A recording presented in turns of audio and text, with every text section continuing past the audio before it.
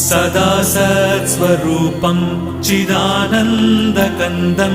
जगत्सम्भवस्थानसंहारहेतुं स्वभक्तेच्छया मानुषं दर्शयन्तं नमामीश्वरं सद्गुरुं साईनाथं